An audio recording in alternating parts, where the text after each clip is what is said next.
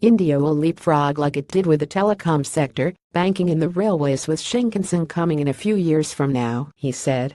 With urbanization and congestion on the rise, American carmaker Ford Motor has started engaging with government bodies to identify traffic solutions and create smarter cities.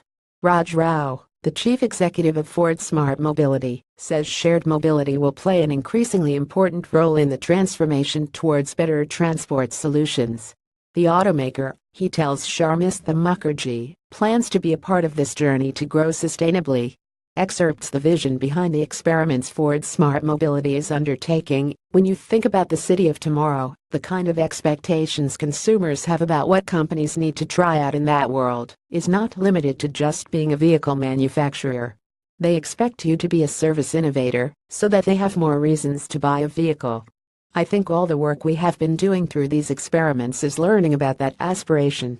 How people want to travel, how they want a relationship to evolve over time, what are they prepared to give up in terms of data, so that you can be more responsive, how you respond to that cohesively at a city level. It's a big challenge because with urbanization, people are coming to cities at an unprecedented pace. If we don't say we have the same aspiration of providing cities which are thriving, that attract growth, jobs, eliminate accidents, make journeys more predictable, dynamic, then we are going to create roadblocks to our success. You may be making brilliant vehicles, but people don't enjoy it as there is chaos on the road. What we mean by making cities smarter is create more options for people to move more freely, which may involve actually less vehicles over time. Less vehicles, more journeys, more interesting ways of using vehicles, and a whole new service ecosystem. No two cities are similar. How do you tailor solutions to meet market needs? Some of the goals for cities may be very easy to understand: address congestion, add mobility capacity, reduce pollution, and make the city more attractive for people to come and enjoy than just do their job. We believe one of the things we could contribute over there is the idea of first mile and last mile. The second is the business model. Your car is part of work, but there are certain times of the day when your car is not working, so putting a car that people have in a city on a common shared platform makes a lot of sense. Just like a train should not belong to an individual, it is a service. We think over time, where more vehicles will be shared.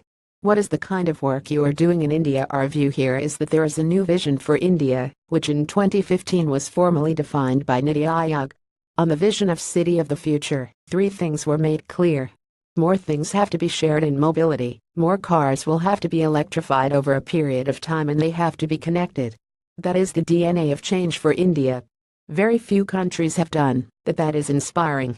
We made a decision that we should leverage that opportunity to really understand what the higher aspiration that India wants to achieve is. And Ford wants to be a part of it.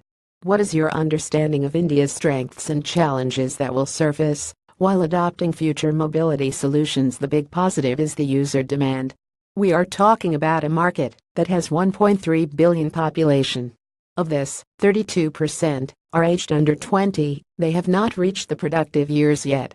So, if we think about 2050, I imagine India would be the largest economy in the world that can resolve any bottlenecks. We have that kind of opportunity, and you have a dynamic government and you have citizens who are connected to the best ideas in the world, then great things happen. India will leapfrog like it did with the telecom sector, banking and the railways with Shinkansen coming in a few years from now.